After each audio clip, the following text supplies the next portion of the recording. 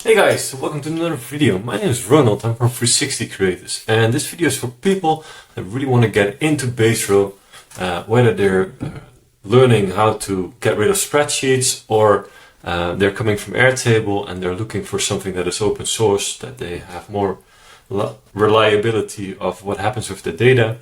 Then Baserow is a really good choice. Why? Because it's open source and you can self-host that, and when you can self-host it, you can determine where you have your data, you can determine that you can back up your data, and with the open source nature of it, you get much more generous opportunities with pricing of these things, much more unlimited things, and that's pretty awesome. That's also why I'm very much into finding a lot of open source alternatives to proprietary software, and Airtable is just one of those things that I like to replace with Baserow.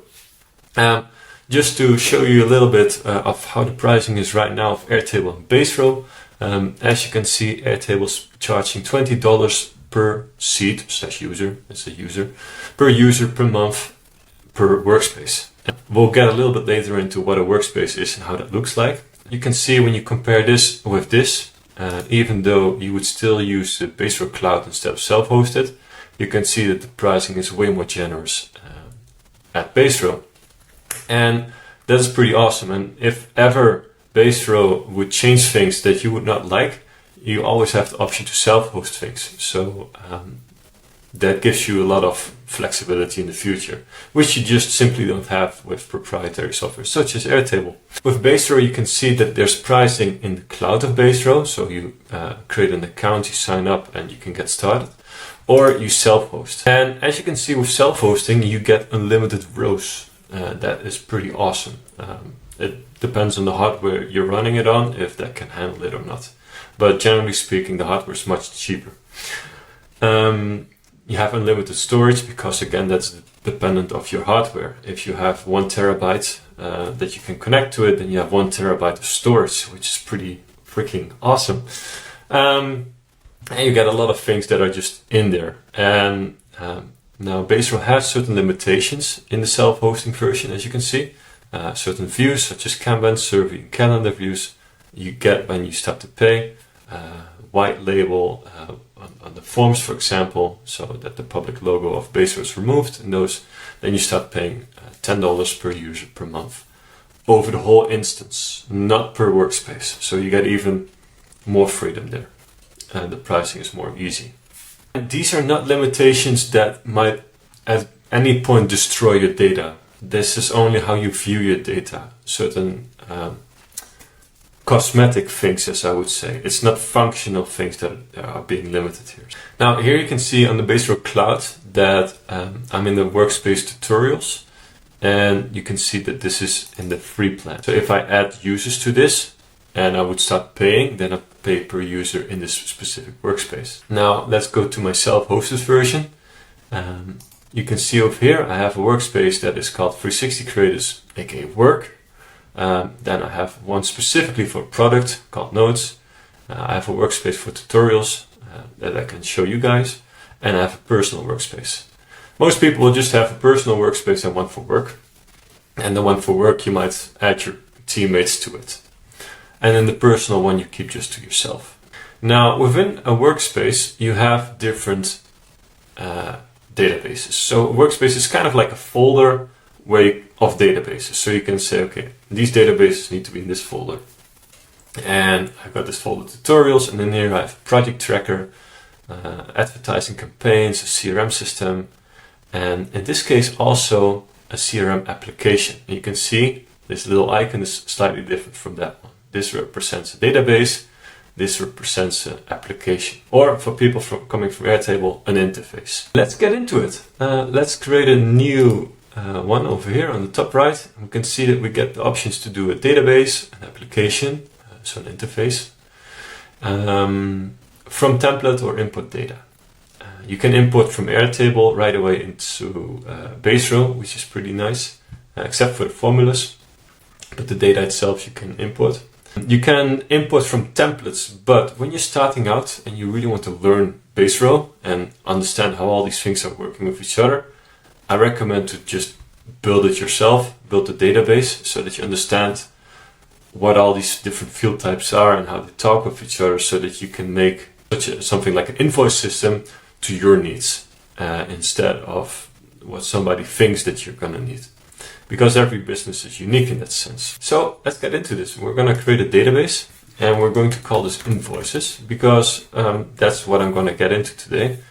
I would like to create an invoice system where we have the invoices, that's clients, the services. One extra one that's gonna be a little complicated maybe is the line items, which will say how much of each service you're going to have.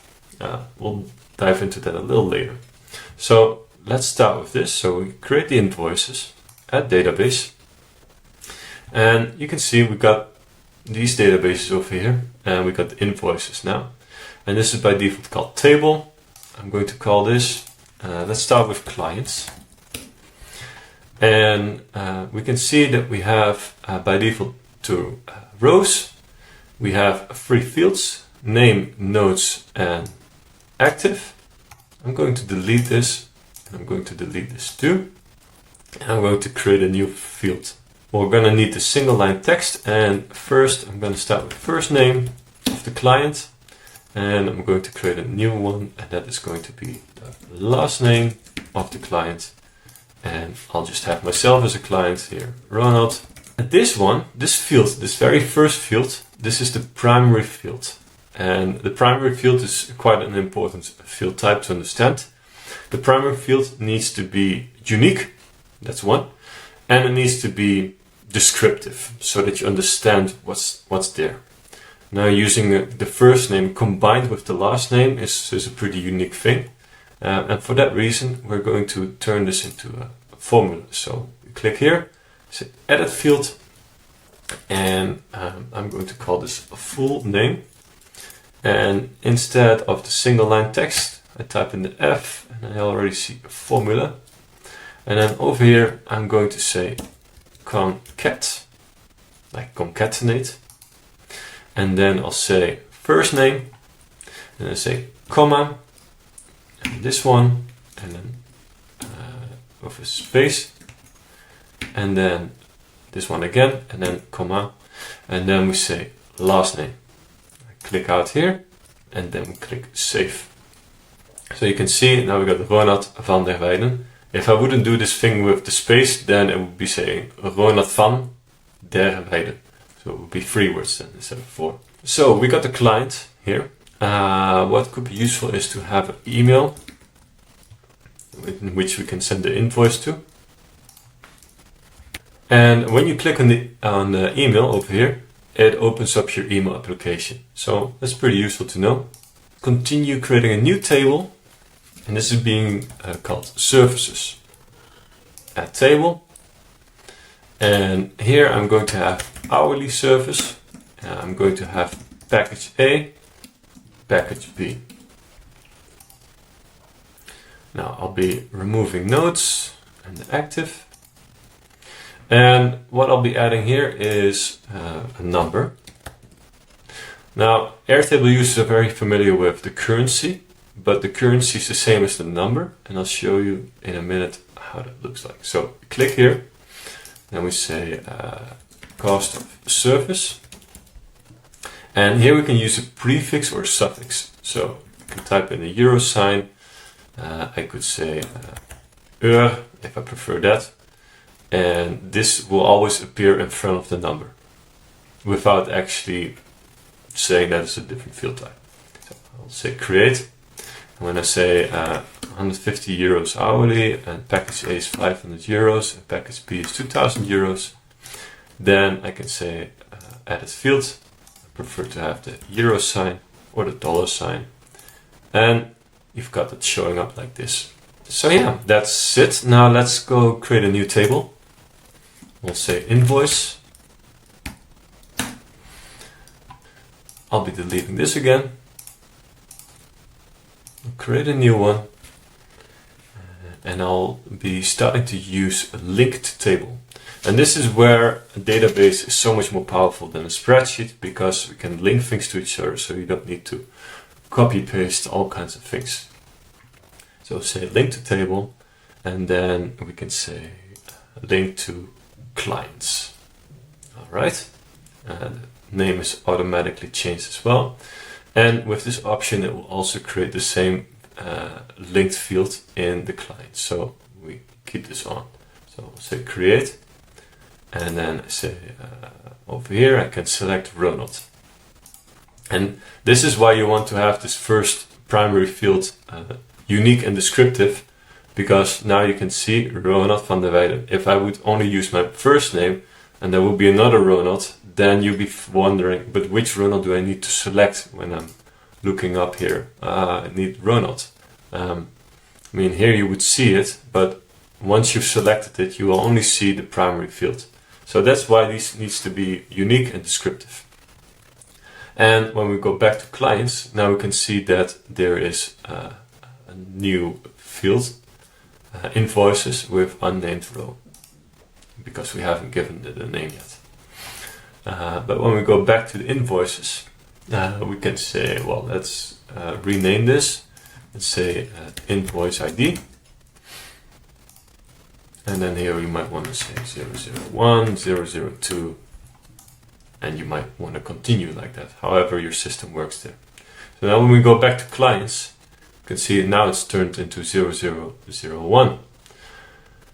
And that's the power of linking data with each other and understanding that these things just, okay, you changed it on one place and everywhere else it changes accordingly. That's the real cool thing about it. Let's go back to the invoices. Now you would want to think that you add in the service. Let's just do that, but I'll already tell you that this is wrong, and I'll tell you why a little bit later on. So I'm going to create these services, and then I would say, okay, well, let's link this to hourly and package A. Okay, so it's 150 euros and 500, and that would be a 650 euros. But what if Ronald is actually getting 3 hours and one package? Now you can think, well, but then we're just going to create a new field called number, call it quantity, and then say, well, 3 hours. But this 3 is now on all of these services. So this is free of hourly and free of package A. So this is kind of like something that a lot of people are making a mistake in. And for this, you need a adjunct tree table, as I've learned this myself as well from Gerrit Pronovost. And that is basically an extra table that is in between that will do this calculation per service. So let's create a new table, and we're going to call that line items. Enter, and in here, again, deleting the fields, we'll be adding in the link to table, to invoices, create. We'll do another link, and that to services. And here we say, okay, invoice to invoice 1.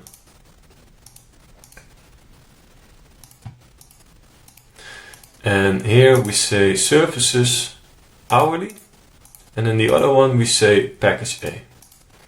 And now we can add in, let's give this primary field a unique name that is descriptive.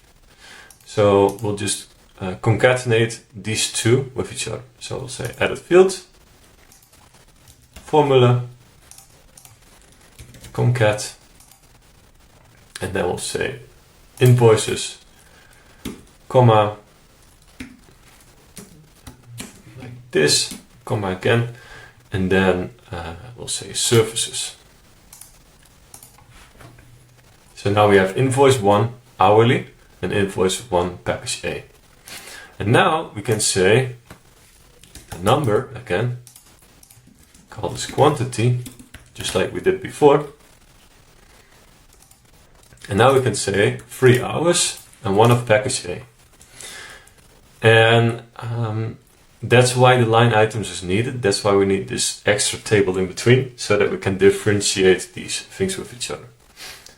So when we go back to invoices, we can get rid of the quantity. So we can just remove this. And we can also remove services. Let's go back to the line items. Okay, I want to know how much is this hourly service. And I can click on it and I can see it's 150 euros. It's taking that from the services. But I need to have that 150 euros in a field type here. And there's basically two ways of doing this. And I'll show you both. One way is to use a lookup. And this is what most people would do. This is like getting this new field type, or this field type that you already created in a different table, and using that in here as well. So you would say, okay, lookup, and then we can say services, and then we can say cost of service. Put in the euro sign again, and click create. And we get 150 euros and 500 euros.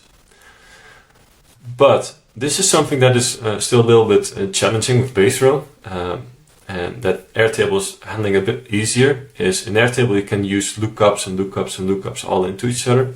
In Baserow you sometimes get errors when you're using all these lookup fields. So it is better, and the reason you're getting these errors is because even though it's just one number, this is a list of items, because it has this little light gray background. There could actually be more items, comma, comma, after each other. So we need to figure out a way how to make this just a number by itself. So for that reason, because these services just have one item, one price basically, I can go over here and use a rollup instead. And we can go again to services and then cost of service. And because it's just one number, it's either min or max. It doesn't matter because it's just one anyway. So the same result will happen with both. I'll click min. I'll add in a euro sign. Click create. And now what we see is we got the same numbers, but without this little light background. And I'll show you the difference, what happens with a formula using the lookup and the rollup, because once you have this light background, it will continue using that in the formulas as well. So we'll go over here and create a formula. And I'll say lookup multiplied by quantity. Now we have 450 and 500, so that is correct. 3 times 150 is 450. But again, you see this light gray background. Now when we do the same thing over here and we say not lookup but rollup, like this field, that's the name of it as well, then it will have the same number but without this light background. I know it's a little complicated, this part. Bear with me right now. I'm not going to use the lookup in this case because it will throw an error later on. So we have the quantity, we've got the rollup, and then we've got the formula. Let's add in the euro sign. And let's give these fields a descriptive name. So instead of rollup, I want to call this cost of service.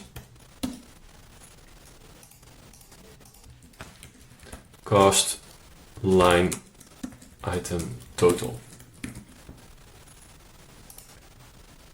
So this is a bit more clear when you're looking up these fields.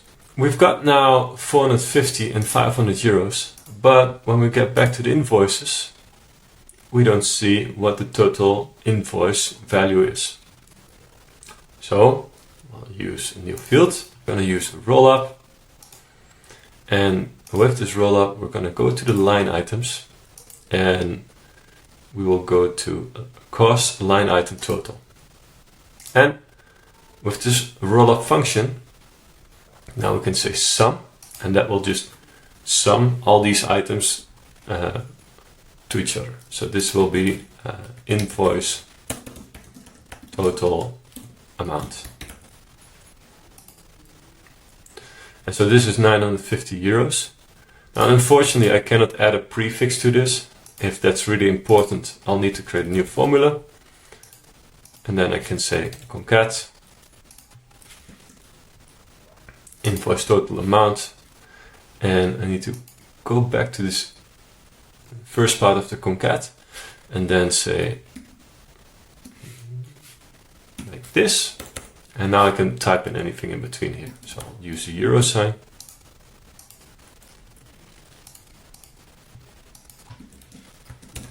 And here I'll call this total euro. And so that's how you kind of got this. Now, if this is not important, now if this invoice total amount you don't want to see, you can just hide this field and you'll see that this is right over here. All right, so we'll create a new client over here, wimhof at wimhofmethod.com.